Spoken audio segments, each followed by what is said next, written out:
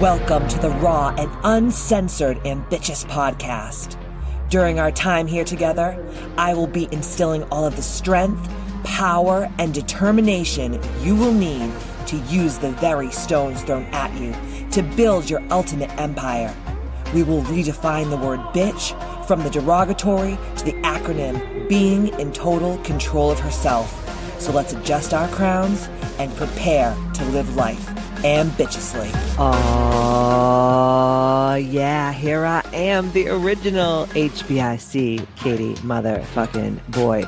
I am so excited to introduce you to my good friend, my soul sister, and my ambitious business mentorship client, Jolie Kuda.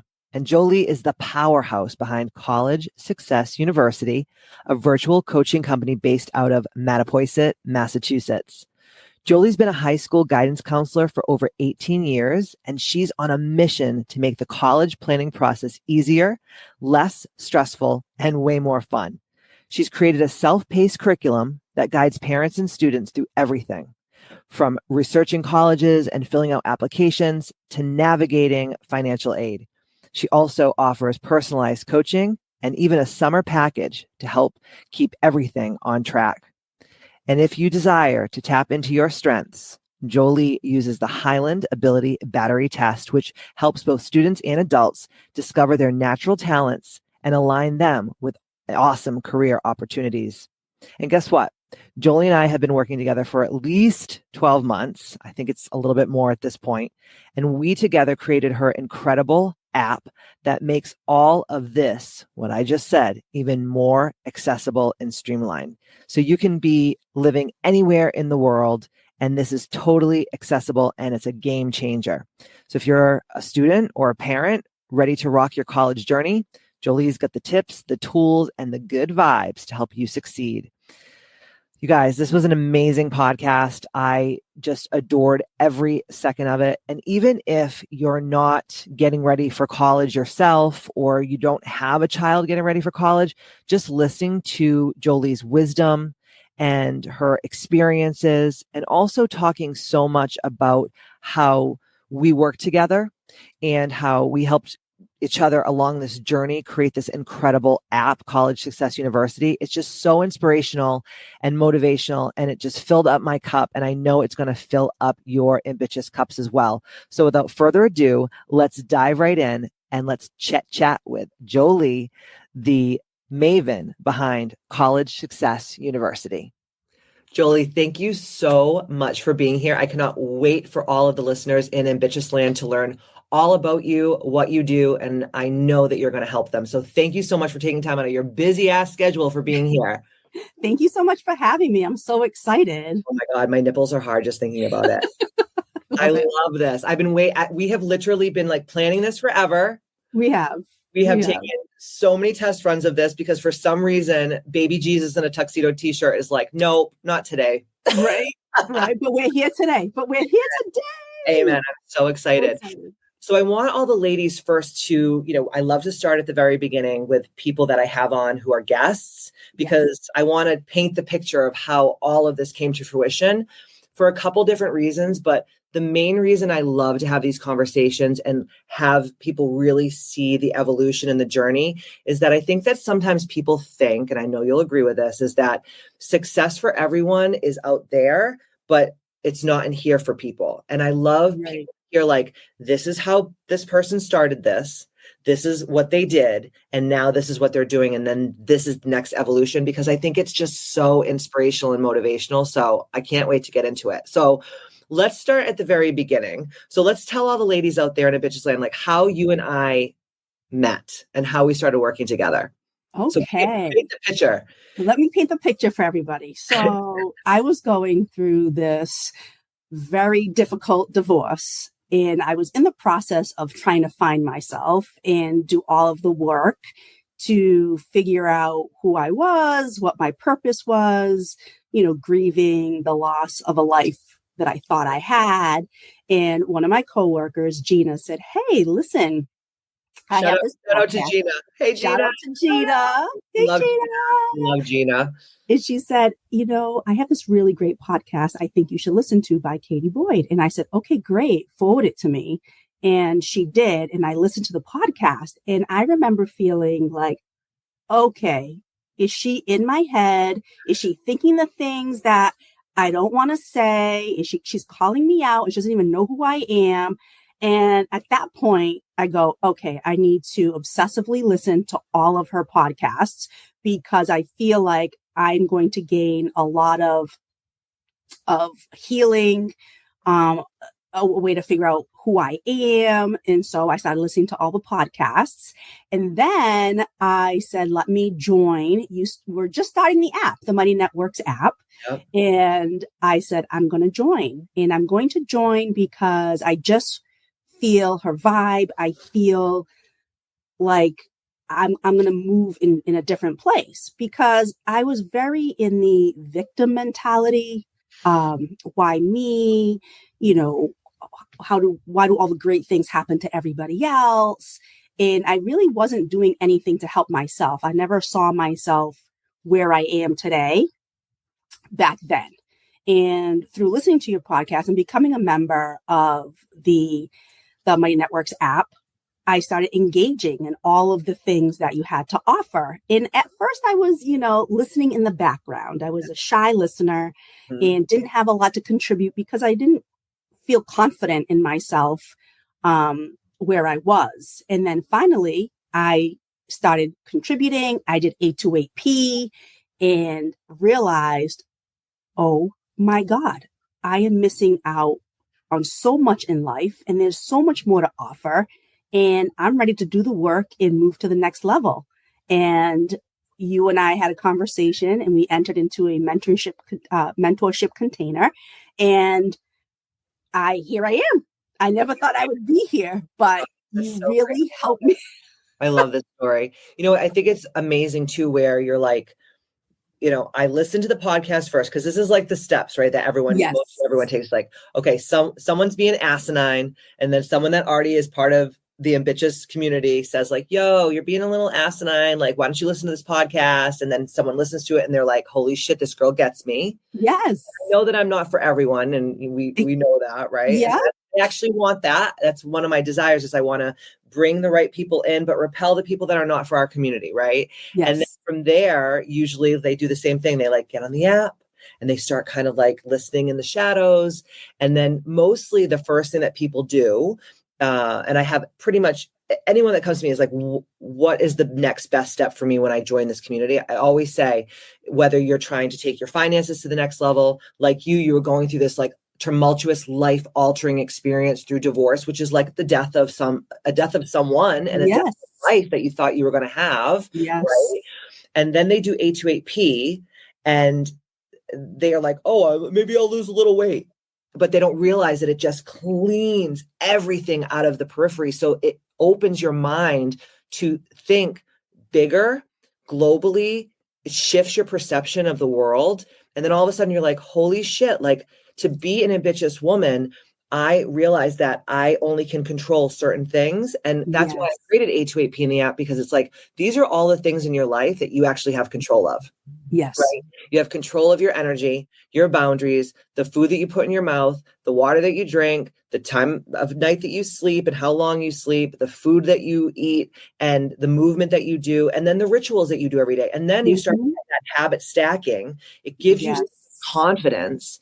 And then, of course, I didn't really know you. I knew what you did. And then I started really like watching you. Because I'm kind of a perv when it comes to I'm like, I want to know more about this. Watching me. Yeah. I'm like, what's her deal? And then I started realizing, oh, okay, this is what she does for a living. She's a guidance counselor. Mm-hmm. And I started to see the star quality in you. And this is another thing too, is like, not everyone should be an entrepreneur. That's just a bottom line. I hate to say it like that, but not everyone should be an entrepreneur. Some people should just like get up and go to their work and just go home. Like that's just who they are. That's how they're wired. But for some reason, I don't know if it was like, because we both come from like that immigrant background, or kind of like, you're Cape Verdean, I'm Portuguese. So we kind of have that in common, right? We both grew up in the same area of Massachusetts, kind of had that like scrappy kind of gangster vibe. So I was very attracted to your energy. And then I started realizing like, oh my God, this girl's a star. She just doesn't know it yet. And then we had that conversation where I was like, hey, I don't know, this is just a crazy thing, but like, would you ever be interested in doing something like that? And I kind of sold it to you in a way because, and we obviously can talk about this because I think it's really important, is not everyone is made to do that like box life. Like I get up, I force myself to shit and eat and have coffee. Then I drive into my car to my office or my cubicle. Then I do these very specific things all day long. And then I go home and like I eat my dinner and I have a couple glasses of wine and then I, pass out. And a lot of people live that way. And when we had that conversation on the phone and I said to you, for me, my goal in life as a coach now wasn't like that for always because I didn't know, right? We were talking about purpose, which I think is so important to talk about as well today. But part of my purpose now is because I already have the triple threat of freedom, right? Which is I have financial freedom. I can work from anywhere in the world, which is location freedom. And I make my own schedule, which is time freedom, right? And when I said that to you, I feel like something clicked. Do you agree when I said those three things? Absolutely. And I think at that moment, because I had done some healing, some childhood healing, and recognized where the not enoughness came in and healed that. Because up until that point, I didn't think there was anything else other than this box life of ritual, go to work, do what you got to do, rinse, repeat. Yeah. And it did click at that moment where I said, there is a possibility of more, and why not more? Like, why am I stuck in this? This is all life has to be. But it took that awakening of healing that not enoughness, healing those ancestral, in that old programming from when I grew up, right? To then identify there is more, I can achieve more, and there's more to come. And so when you said that, it opened my eyes to that possibility of, oh my gosh, I can do this. And, that fear of the unknown, wasn't as scary. Yeah. I think it's also so important to have a coach. Like I always say, like stand on the shoulders of giants, go to the person who has already done something similar to what you desire to do. And then like get the Cliff's Notes, because so many people, they try to do these things on their own, which I'm totally for it, right? Like do it. Absolutely. But it's going to take 10 years. Right. Where when we worked together, it took a year. Yes. Right? From start to finish. And you still worked full time as a guidance counselor I did. High school in Massachusetts, which is so amazing. And I know you love what you do. I do. Because if you didn't love what you do every day, you wouldn't want to have created this other thing so that you could help even more people. Because a lot of people too, as you know, when you get into any kind of business or job or career, you think like, okay, this is what I'm going to do for the rest of my life. And I'm going to like retire and I'm going to get my, whatever. Right. Yeah, of course. And that's all great and well and dandy. But I think that I saw something in you that I was like, she's not the average bear. Like she can do so much more. Now, let me ask you this question, because this sparked my mind when you were saying this. When you were doing the inner child healing, was that part of your A28P experience, or were you doing that on the app, or were you doing that on your own? I did it beforehand during the app. I think there was something that a prompt you had given during live coaching, and I did it.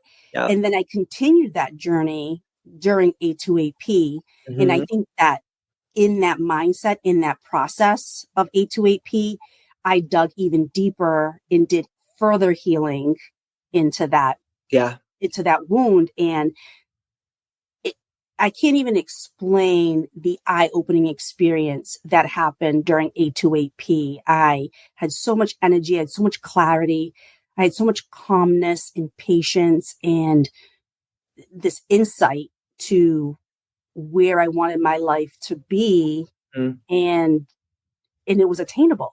Yeah. You really did create something special there. I have to say, I have to give you credit for that, because Yeah. Up in the back a little bit. No, I agree. I think it's one of the most powerful things that I've ever created because I've helped tens of thousands of women go through this over the years, right?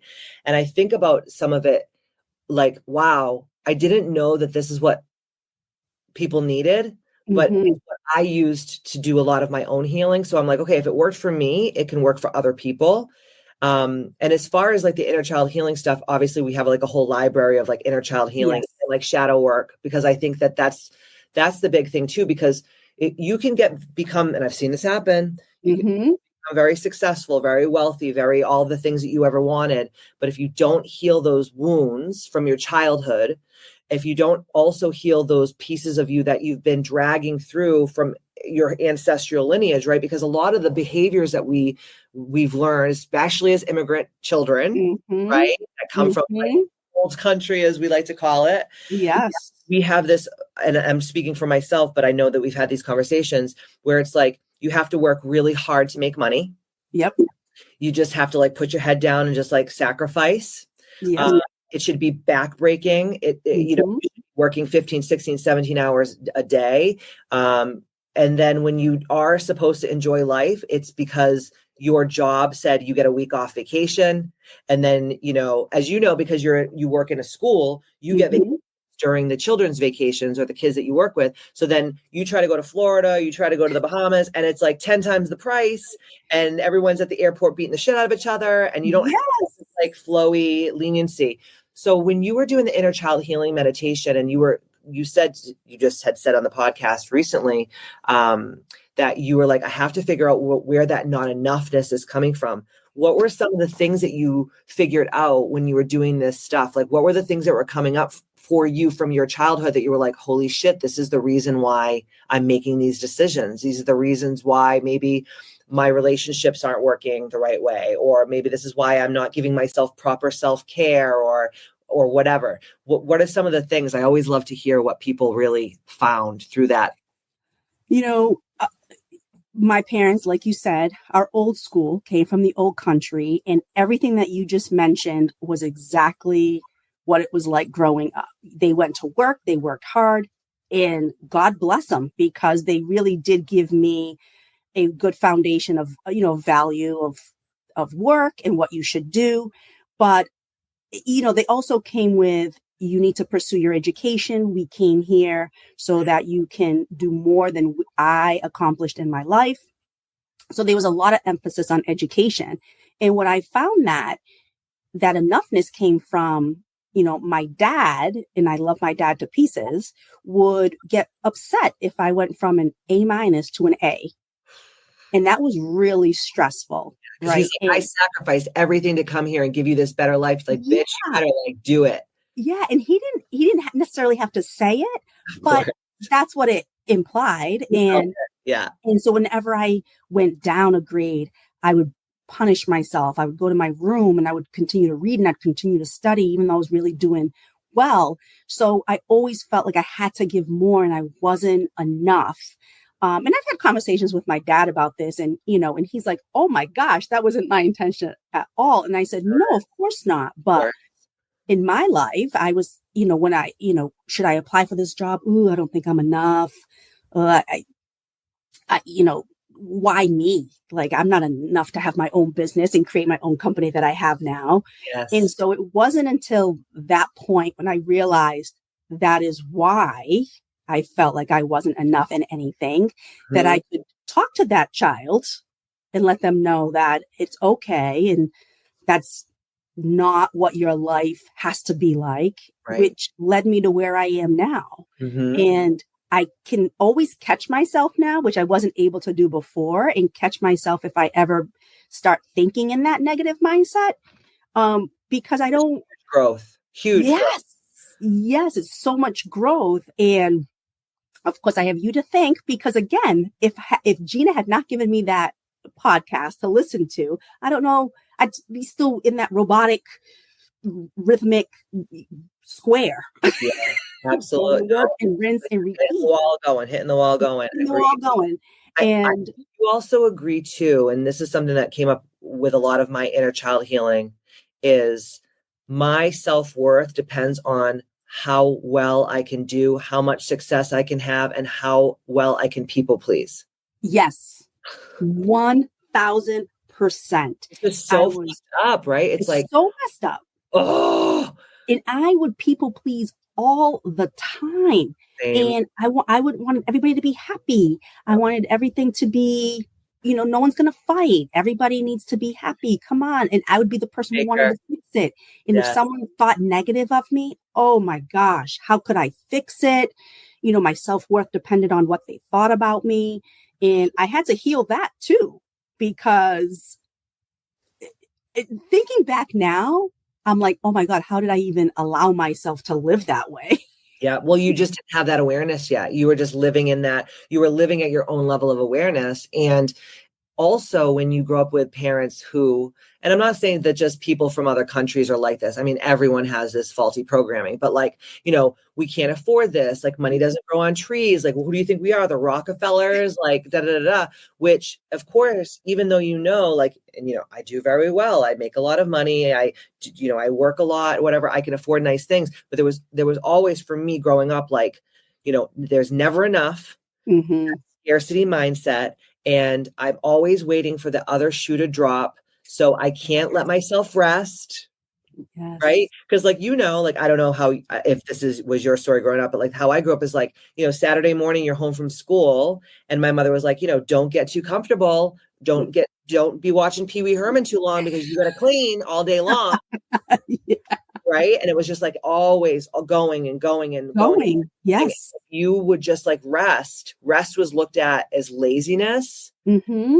And you were like, just like a peasant, and, you have to work hard and you have to like exhaust yourself and you have to grind and hustle. And that's one of the biggest things that I've also learned through not only my own healing, but also doing a lot of shadow work with the girls on the app and a lot of this kind of stuff in, my business mentorship, because like I said before, you can, in any career, in any job, in any entrepreneurial endeavor, you can always become successful. But because you didn't heal those things, you're going to fucking fall back every time. Every time. Over and over again.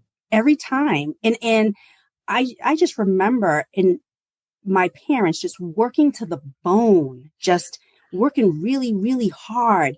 And me watching them do that and thinking, this is what I need to do. I need to work around the clock and do all of the things. Yep. Make myself sick. Who cares about rest? Who cares about self-care? Who cares about joy and fun and all those core desired feelings that we all desire? Right. And so it took me a long time to understand that I need to fill my cup in order to be the best version of myself in what I do. Yeah. In what I do for my students and what I do for my family. And I think that that's something that they do now in retirement. Yes. But not. We have to wait that long to do that. Why do you have to wait that long? You don't have to. I know. You see this type of stuff happen all the time where people are like, when I retire, that's when I'm going to travel. That's when I'm going to do this. That's what I'm going to do that. And then they retire and they're dead like a year later. Yes. I don't want that. So many times. I know, it's so crazy. I actually had a conversation with a girl who is a bartender, and she's very like classy the way she carries herself, and nothing against bartending, but like most bartenders are like, I'm just slinging drinks and I'm trying to make money. And she like really is like serious about what she does. And I was talking to her one day and I said, like, when did you start bartending? And and she goes, I have a master's degree and I have all these things. And I was working at like a Fortune 500 company, and I was always sick and all these things were happening to me. She goes, but my mom was my role model because she was a CEO of this massive company and she worked like 24/7. And she would always tell her like, you got to work really hard and, sleep when you're dead and all this stuff. Yes. And she said, and my mom retired from her company, and she, like a month after, she got diagnosed with stage 4 cancer, and she died within 6 months. Oh, and I inherited a lot of money from my mom because she was so wealthy. Yeah. She goes, but now she goes, I just bartend. She goes, I don't even have to work. She goes, I bartend. I get myself out of the house. I talk to people. I have fun. And for me, it's like my little fun time. And I said to myself, like when she was saying this to me, I was like, wow, that's so dope that, you can have this lifestyle. But in my back of my head, I'm like, holy shit, like your poor mom, she just a whole life to this business and then dies, like that's a huge wake up call. And I think that we're all kind of going on that trajectory, and Yes, we we don't are. even realize we're on that hamster wheel until it's too late. Yes. And so part of the things that I do with the girls on the app and in my business mentorship is like, I try to help them rewire that programming that we have all, myself included, have Yes. had. And I think that that's when the magic happens. And that's really when you started really blossoming, was when you started really healing all those parts of you first. Because people come like, I want to make money and I want to have a lifestyle like you. And I'm like, yeah, but like I've healed all these things first. Like start here. And then when you start to heal those things, then we can start talking about wealth creation and business creation. Absolutely. And that's exactly what we did. That is definitely the foundation of, you know, and I was guilty of that too. Like, this is what I want, you know, this will make me happy. And once you have all of those things, it doesn't really make you happy if you haven't really done the work to heal all of those things. And I feel like that's why I'm in such a good place right now, because I feel healed and I'm not people pleasing and I have strong boundaries and I speak my mind and the things that I'm doing are aligned with who I am and my values as a person. So I think that people need to get there. And sometimes it takes people a little bit longer to get to this place where they can actually see the purpose and the vision, right? Like, absolutely, 100%. And it's hard. And you know, the funny thing is I was just looking over my Highland Ability battery results. Yes. And as I was looking through them and thinking about your core desire feelings, I was like, oh my gosh, who I am and my natural abilities really aligns with my values and my purpose. That's amazing. That is amazing. Amazing. And I was like, oh my gosh, this is mind blowing. Wait a minute. Mind blowing. Everything is in alignment. Oh my God. So I want to talk about that too on the podcast. I want to talk about the Highland battery test, because I think that's something that we talked about a lot when we were creating College University. So, okay, I want to talk a little bit about, you were the first of your whole family to graduate college, at higher education. Yes. That's a lot of pressure too. Me too. There was a lot of pressure. Me too. I was the first to graduate high school in the United States, go to college, get my master's. So that was a lot of pressure. Yeah, you think? It was, beyond words. Yeah, because you're literally healing your ancestral line. You're healing the poverty mindset. You're healing the lack. You're healing like the no opportunities and all these things. And then you're also healing your own programming during it as well. And it's almost like you are the ambitious, I talk about this in my book, like you're the ambitious bolt cutter of your whole ancestral line. So you're like, just by you doing what you're doing, you're healing all the people that came before you in your ancestral line, all the women and men that will come after you, you know, because I know you have children, which is amazing. But how dope is it, and also really difficult and a lot of work, to be that person in that ancestral line? Think about that. In all of your ancestral line there, and there's like probably from the dawn of time, like if you really went back to the first man, okay, like 30,000 generations. I could be totally making this up, but I'm almost 100% sure. That's okay. That's insane, right? So out of all these hundreds of thousands of people that had to come together to make you now, you were the first one of your whole line to do this. Like that's dope. Like let's just take a moment for that. Like, because I don't think that we just pause for a moment and just think about that. Like, wow, like how fucking cool is that? And now your children are going to see their mother be this badass, and not that your children are badass, because they are already so badass, because they're yours, right? So I wouldn't think anything less. But like, I just feel like when you watch your mother become this badass woman and blossom, it makes you, no matter if you're a son or a daughter, it just gives you so much more motivation internally to be like, wow, if my mom can do this and come from where she came from, I can do anything. Yeah, I know. I'm really honored to be in the position to have done this work and be able to serve as a role model to them, that despite being the first generation born here and going through a divorce. I'm still here. I'm still standing. I'm strong. I can take care of myself. And I've created College Success University, and I'm moving forward. And this is what life has to offer. And you need to seize all of those opportunities. And I think that also fills me up when I think about my business and how it can help so many other students and families. Huge. Like that fills me up. That brings me joy. That gets me pumped because I'm like, you can do this. I can help you. And like you said, stand on the shoulders of giants. I've been there, done that. I've been doing the work for 18 years. Amazing. And give me your trust so that I can bring you to the next level. Like, now, how long have you been a guidance counselor? 18 years. 18 years. Congratulations. Fun fact, did you know I was a probation officer before I can legit see that though. I'm not gonna lie. I can see you yeah. How long were you a probation officer for? It's kind of the same thing in a lot of ways. It is. About 6-7 years. Whoa. So you were a probation officer first. You were going through all your schooling at that time. So you were working as a probation officer, but then going to school, going to get your degrees and learning. And that, did you know that you wanted to be a guidance counselor?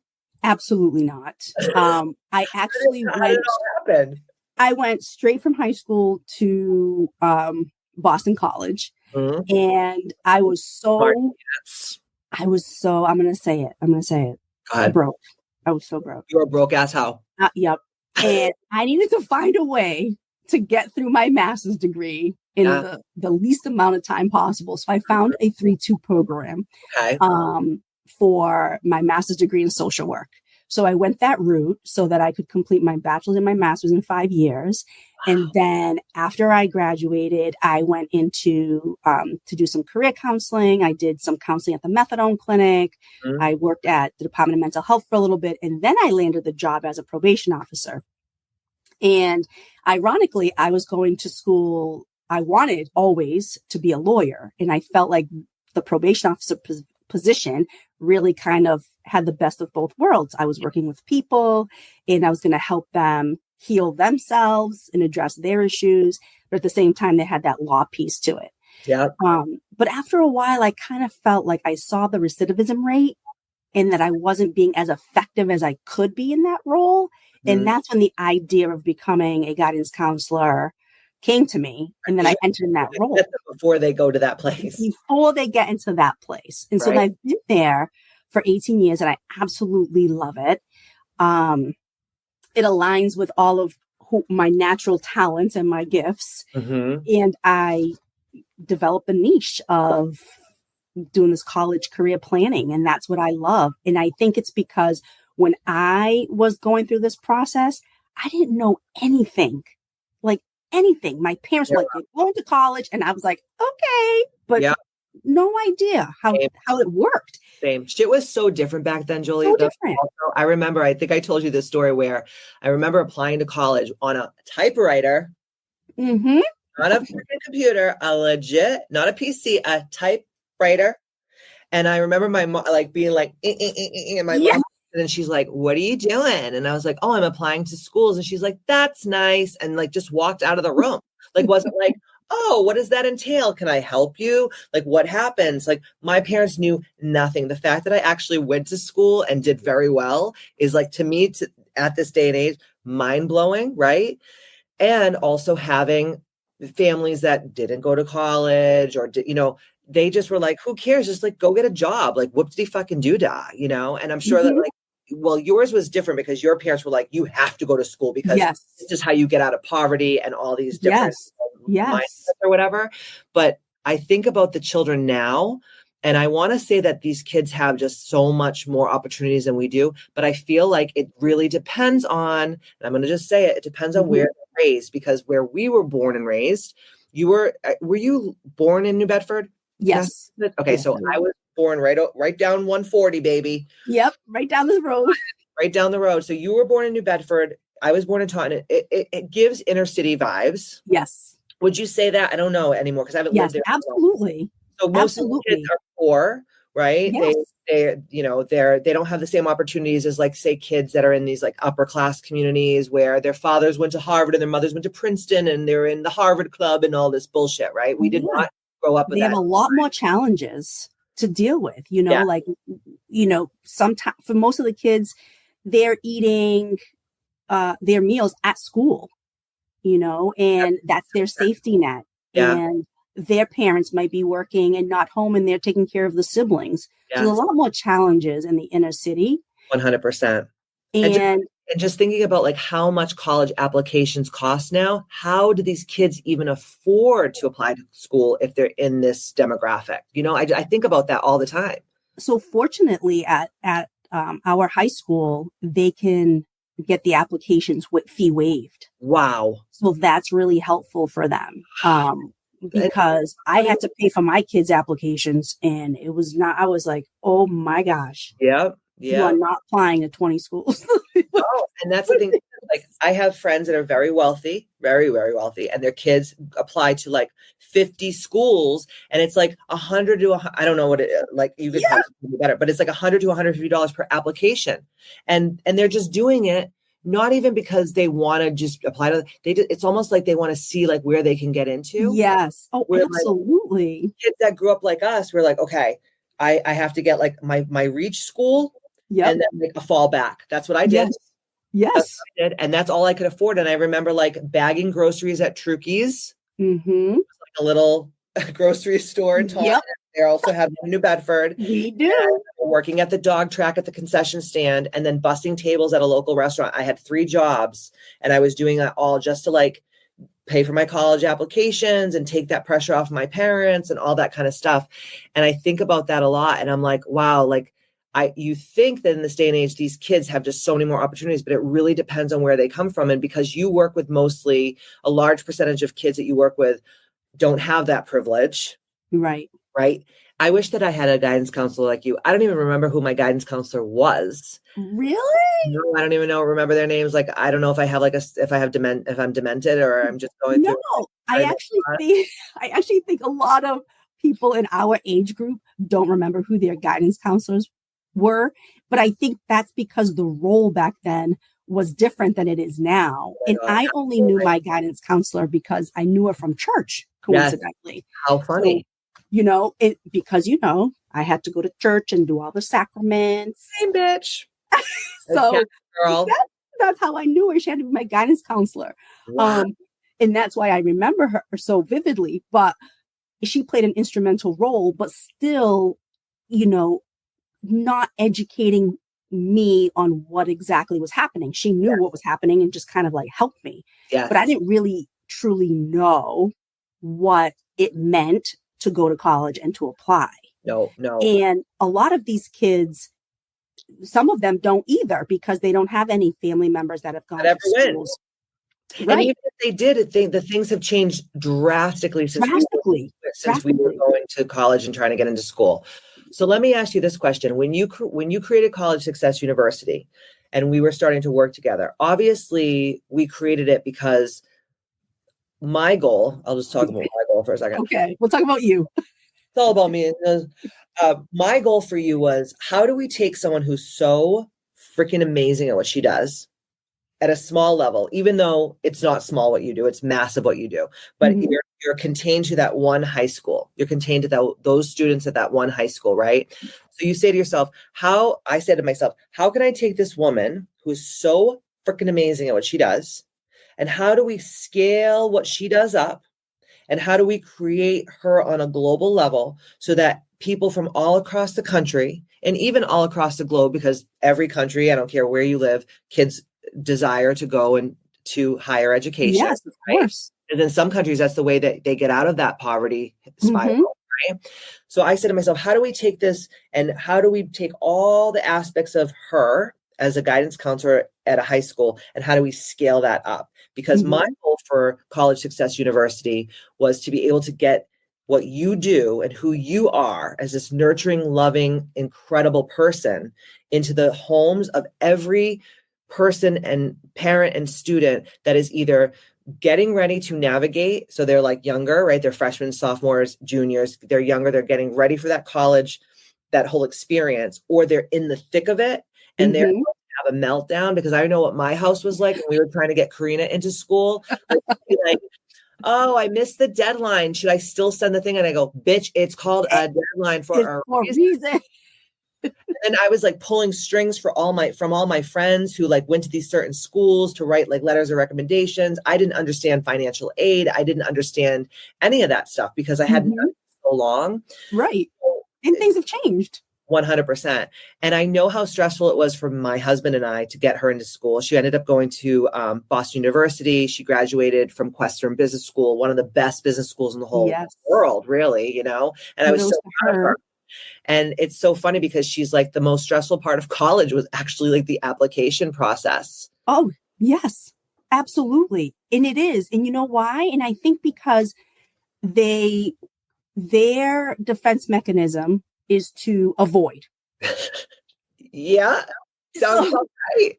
They're like, I'm going to avoid. It's not going to happen. I'm going to pretend like it's not happening. And then it happens. And then now they're like over the moon stressed about it. Yeah.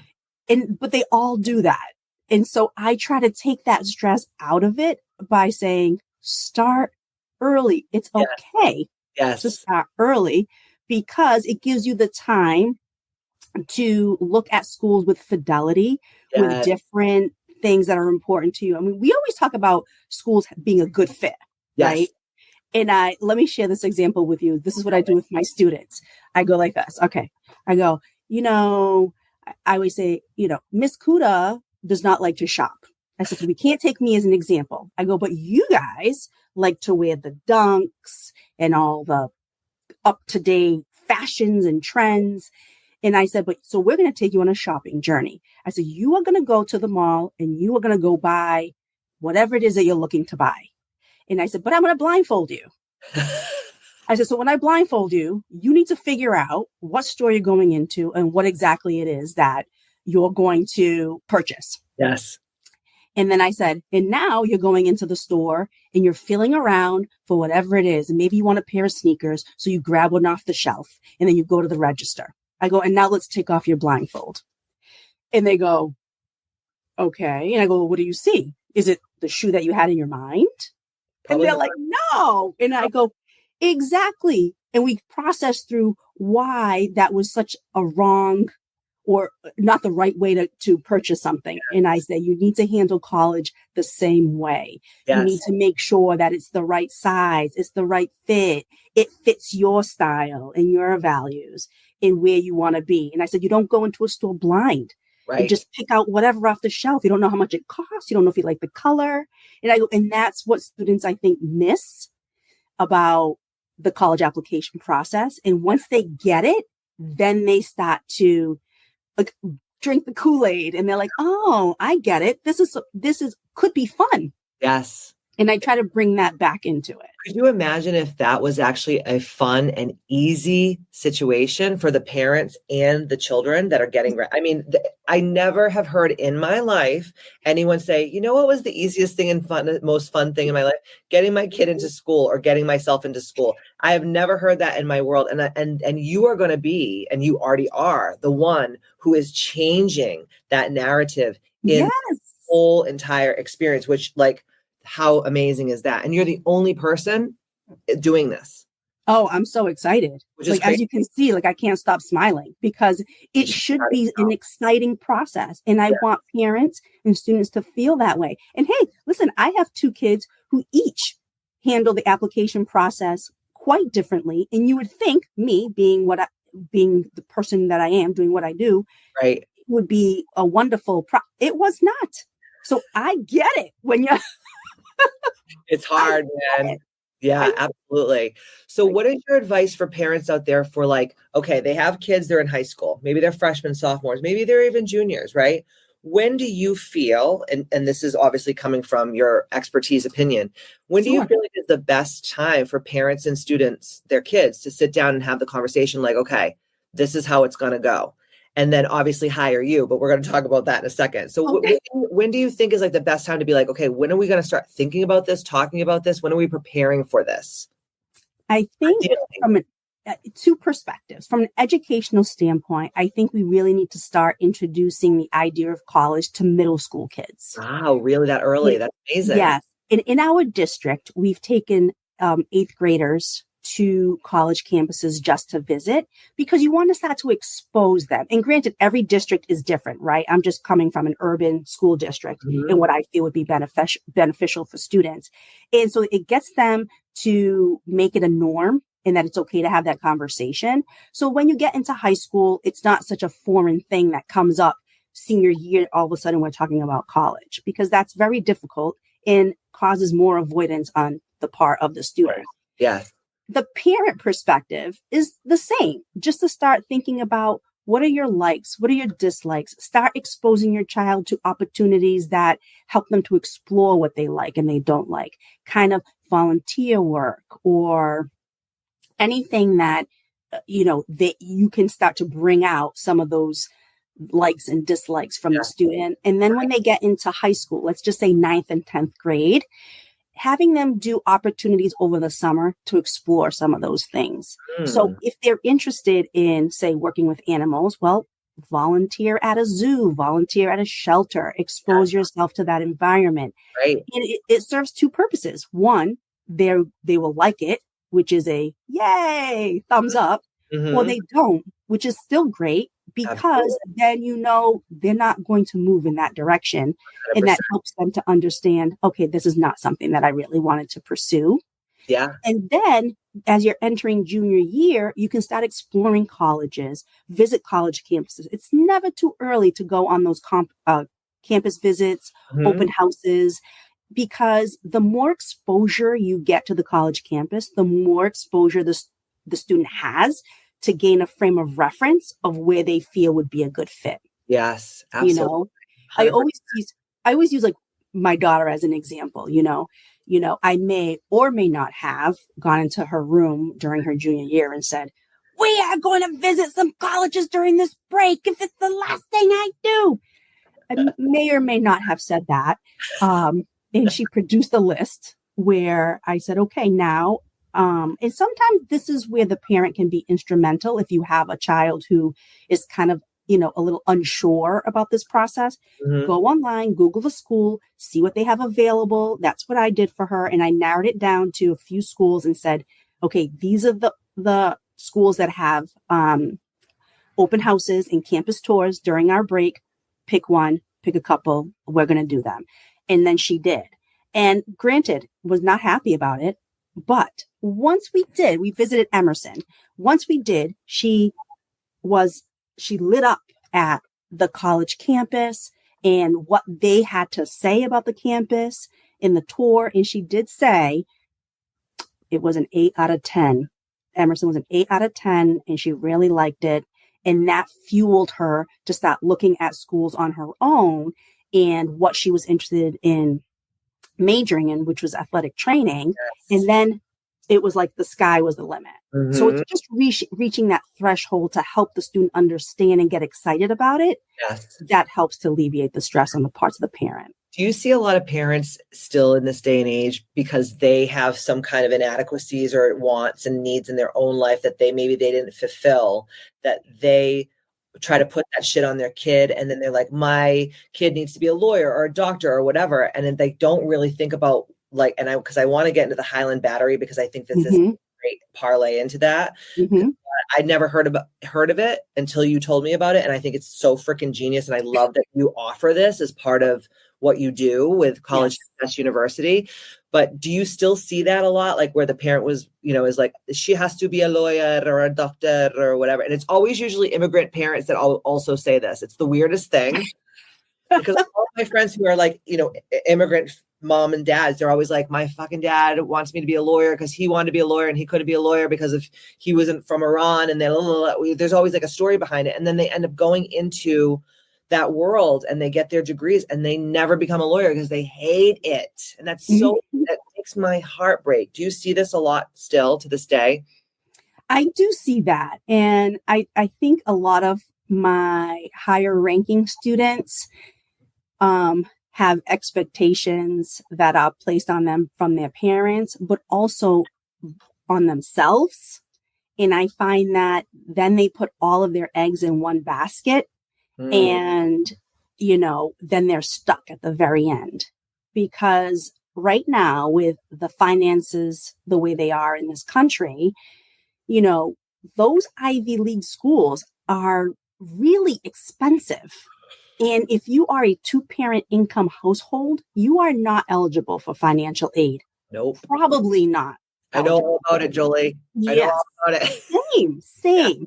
Yeah. And so to put all those eggs in one basket and to kind of set that false expectation for your child ends up being very disappointing in the very end if they've been able to go to this or accepted to the school, but then not be able to afford it. Yeah. And that's really difficult. I find that a lot. So I try to encourage students absolutely apply to those high tag, highly selective Ivy League schools, but also apply to those schools that are more realistic financially. And I think they have this false expectation that going to a state school is bad.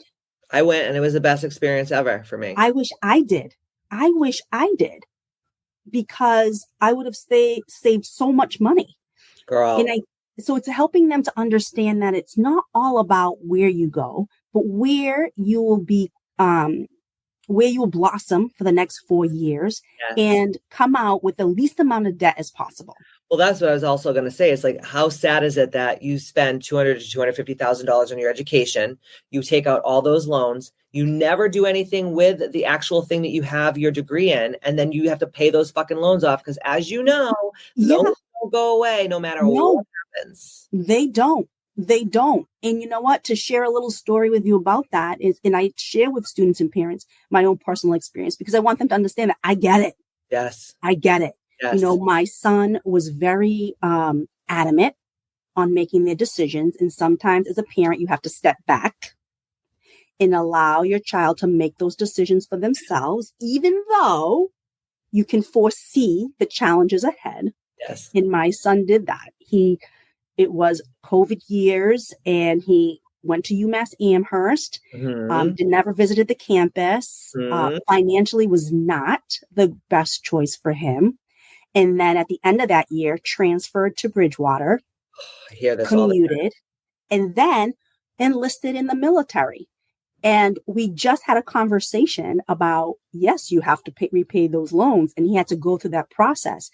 And it clicked at that moment, like, oh my gosh, I still have to pay these loans. He goes, rip off. And I go, yeah, it is. I go, but, and I try to explain that to you that going to a school of 30,000 students where you're a number to pay for that education wasn't worth it. And you didn't even end up staying there to earn your degree, and it's hard as parents. It's hard to watch, right? Yeah. So I try to help parents understand that and help students understand that. Because no matter what parents say, we don't know what we're talking about. But when you have an independent person in there, kind of helping them to understand that, it makes the process easier. 100%. Do you think that Highland Battery test that you offer through College Success University, do you think that that's something that every student should take because of this reason? I mean, there's a plethora of reasons, but let's talk about that a little bit, because I bet you $1 million that not a lot of the people that are going to listen to this podcast even know what that is. Oh my gosh. Everybody should take this Highland Ability Battery. In order to become certified, I had to take it and as an adult. And I think it's not only beneficial for students, but beneficial as adults too. And for students, what it does is, and I had my niece, and I'll use my niece as an example. She took the Highland Ability Battery. She wants to go into nursing. And I said, well, let's see where your natural abilities lie. Right. And she took it. And one of the career paths that came out as a result was nursing. Wow. So she felt very invigorated and very hopeful in applying to schools that was going to be something that's in her natural ability. And I think that this battery can provide a little bit of some insight into a career choice for any student, and even for adults who feel lost in their job and unsatisfied. Yes. It will be eye-opening to say, oh, this is why it's unsatisfying, because I'm not truly working in my natural ability. I need to find different ways, maybe within your job or a new job, to fulfill that. So anyone can take this. They can just reach out. Anyone can take the highly ability battery. I love this because I have a lot of people that I coach in business and life and whatever. And they're just like, I hate what I do, but like I paid all this money and I went to school for it. So I kind of have no choice. And I'm like, you have all the choices in the world. You're a free bitch. Like you can do whatever you want to do. But I think that people don't know that there's things like this out there because, you know, everyone's like, I took a personality test or an Enneagram or all this stuff. And people think when I talk to them about this, what you do, I'm like, no, it's not like that. It's a totally different animal. So can you talk a little bit about the questions and how it kind of brings you to that place to help you find out like what is going to be your secret sauce? Absolutely. So this Highland Ability Battery is really it takes a bunch of work samples and that you have to do within a certain time frame. And by the way, it's not a trick. You can actually see all the tests. Not SAT. Yeah. It's not SAT. So everything is actually on the website for you to look at. You can prepare yourself in terms of what is going to be asked of you. So we're not looking to trick you. We just want you to be informed. So when you take it, you kind of have an idea of what the questions are that's going to be asked. So for example, it takes into consideration your personal style, meaning like how we do the things we do and how we relate to other people in terms of like groups and how we do our best thinking. So let me tell you about me in this area, just to give you a sample of what it's like. So, and by the way, when I do these tests, I do think about you and I think about Brendan and I'm like, this is where they would score. 100%. Am I in the psychopath area? No. You're a psychopath? Not at all. And the good thing about this, there's no good or bad score. Yes. It's just the interpretation of your results because it's what comes naturally and effortlessly for you. Mm-hmm. So for me, under the personal style, it will tell you whether you're a generalist or a specialist. So a generalist is kind of like the jack of all trades and the specialist is like very niche. Very niche. So I fall in the mid-range. Which means that I'm kind of like a mediator between the generalist and the specialist. And in the areas that I need to be niche in, I can, but I do enjoy knowing a little bit about everything. And that's why you're so great at what you do. It's like literally it's like perfect. What you do is perfect for that.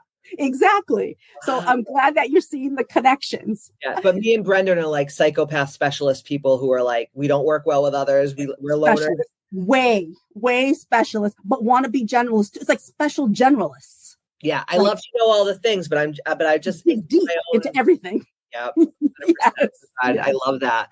I love that. Interesting. That is so interesting. So no wonder why it helps even a student say like the parents like you should be a doctor, and then they take this test, and it's like no. Right. Well, you know what? And we won't say no. We'll just say that isn't going to be as natural for you. It just means that you will have to work a little bit harder to achieve that goal and then going into it knowing that. Wow. That's so interesting. And so the other piece is part of the personality style is like an introvert extrovert and not in terms of personality, in terms of how you think. So for me, let me get where's my little note where am I? Because it's funny because you'll be like, oh yeah, that's her. I am, and let me just show you. Hold on, because now,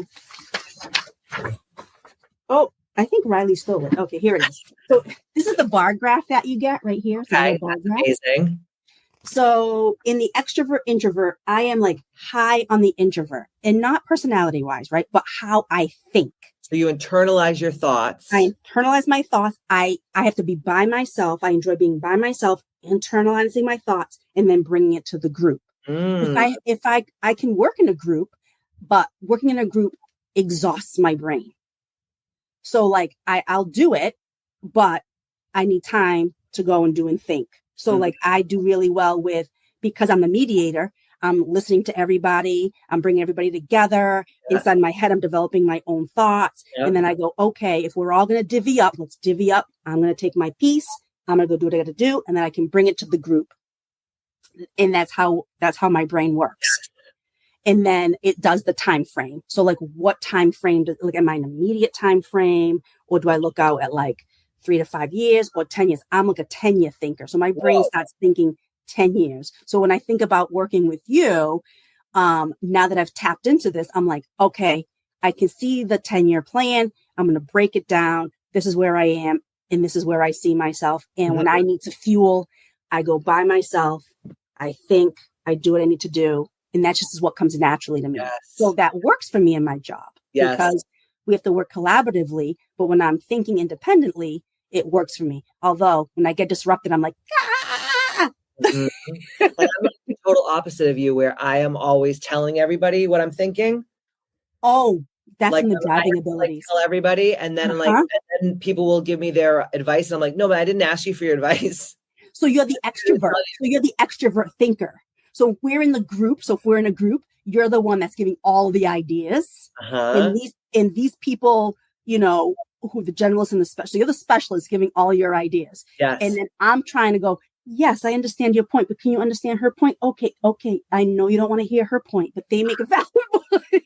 I really want to take this test. I know we always say this, but I really we should do it. And like, we'll post my. Absolutely. That would be so absolutely. I would love that. So when people work with you in College Success University, is one of the things that they can do, or do you want them to do this first? Is first step to take that test? Yes. They don't have to. You would recommend it. I would recommend. They don't have to. And maybe that's something after we have a discovery call, and maybe and we have a conversation about where they are and where they see themselves, and maybe they're sure or unsure and they want to check, then I would recommend this. Right. It doesn't hurt to know. But if you do it, it may give you more motivation to start the college process, because now you have a focus I love that. On what you want to do. And it doesn't that was just a little example, like your personal style that I wanted to give you, but it does how you learn, which is so important for students to know that. So as they're entering to college, they understand how they learn material.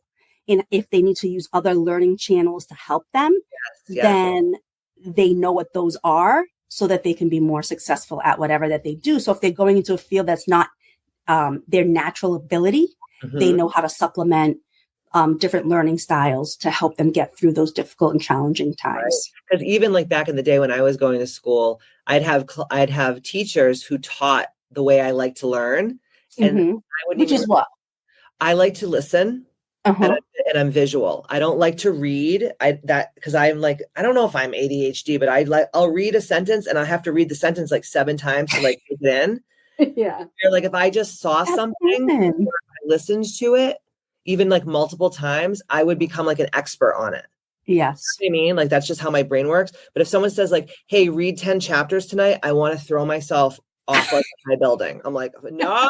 So I would be super into like these topics, and then the teacher would just like talk a little bit, and then they'd be like, okay, read these chapters, and I'd be like, fuck. But then I would be like, other topics that I maybe wasn't really interested in, if the teacher taught a certain way, I would just be like, I would absorb it like a sponge. I would do so well in that. Yes.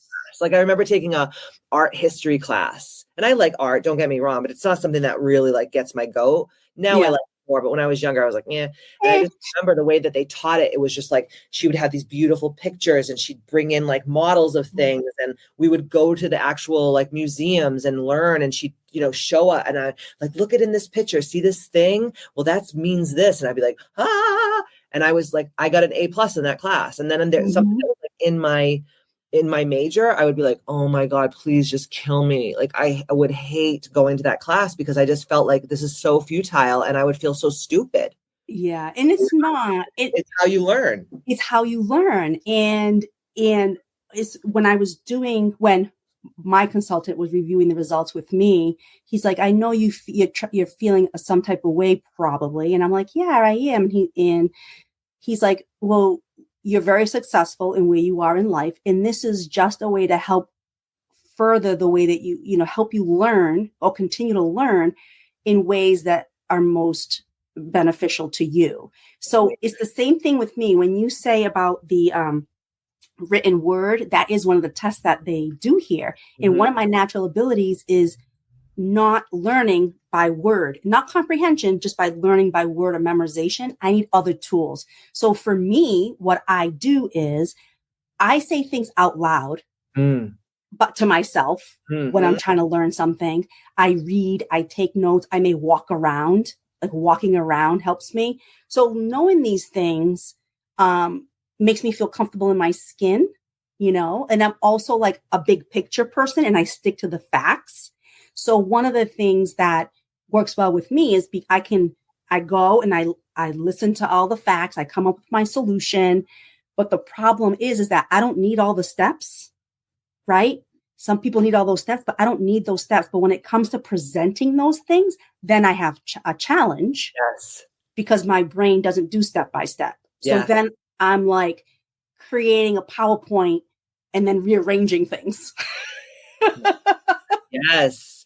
And now we're older and we know these things, you can say like, oh, that's why I didn't do well in that class, or that's why that class frustrated me, or I didn't really like that teacher. And it had nothing to do with anything except we were being taught the way that we don't learn. Yes. And, it's like, you can't tell a goldfish to climb a tree. Right. Right. And I see this all the time where you see like, I hated math. I like to count money. Yeah.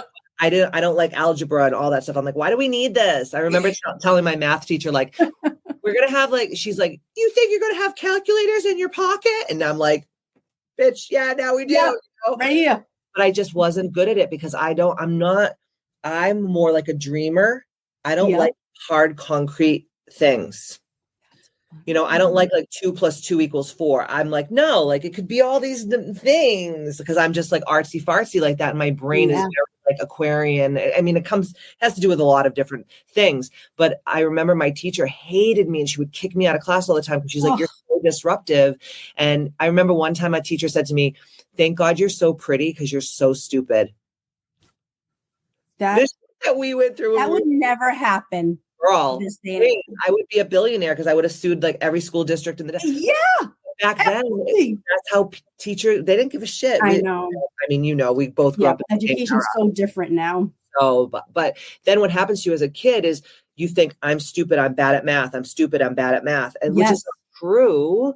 You just don't learn the way other people learn. Like some people are incredible violinists and they can't count to 10.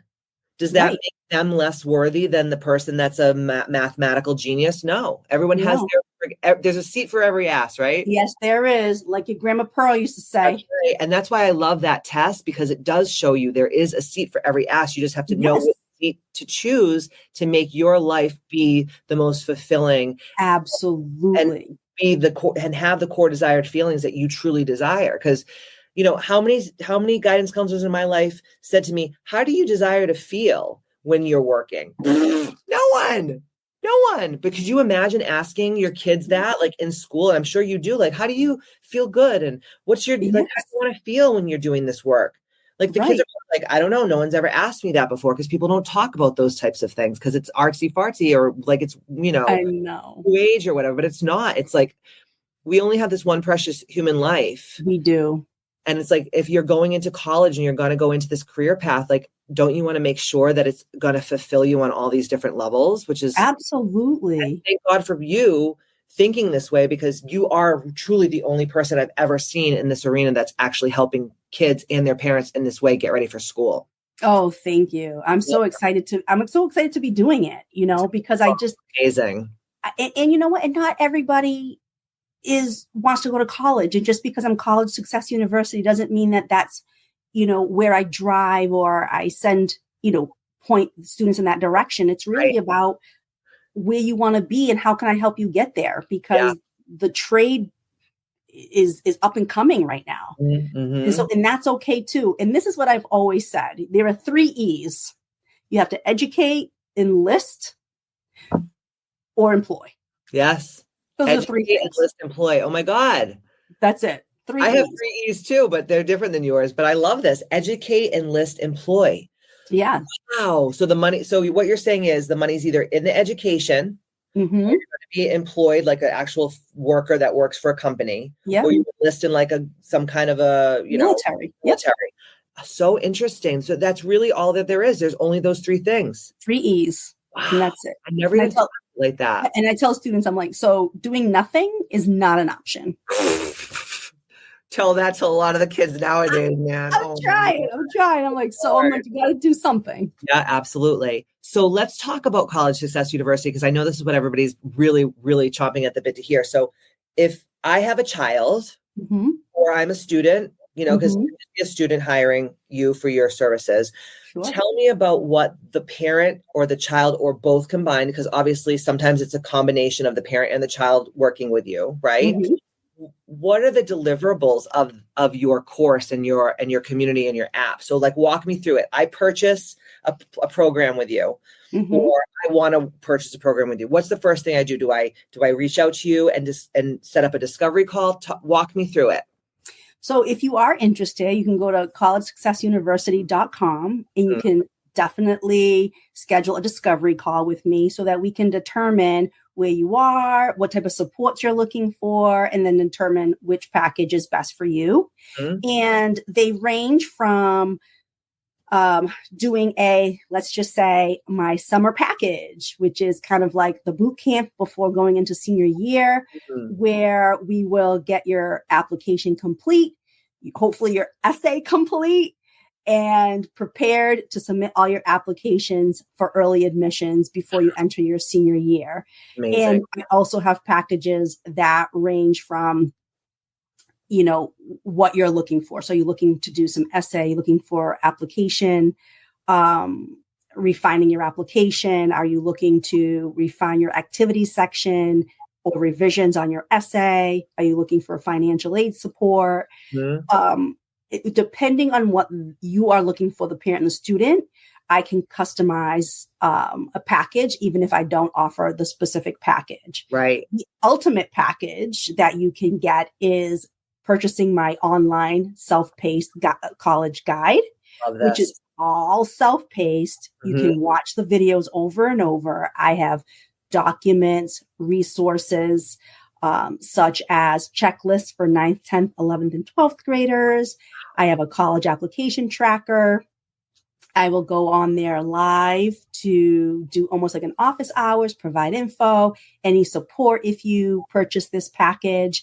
And I'm in the process of building up my library to include things like first year college students experience, so that it gets those students ready to transition from high school to college.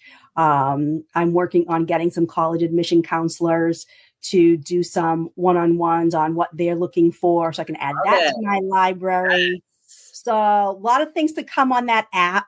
So I think that's if you're looking for, I don't want to be bugged too much, but I need something that'll keep me on track. That is the best way to go. I love that. So they can work with you more in like a one-on-one container where it's very specific, or they can do that self-paced. So either one, they both have so much to offer. Yes. When someone works with you one-on-one, like in those, the boot camp and the smaller containers, are the deliverables really like, okay, I'm going to help you and I'm going to walk you, the child and the parent or whatever, through this whole entire experience. And really at the end is like, okay, your essays are superb, because essays, I know this is like, blah, but essays are very important because everyone sounds the same. I remember doing essays when I was a kid and being like, who's the person that you look up to the most? It's like, everybody's like, my mom, whatever. But, and you're not bullshitting, but it has to stand out. It has to catch. It has to stand out. Look at tens of thousands of applications.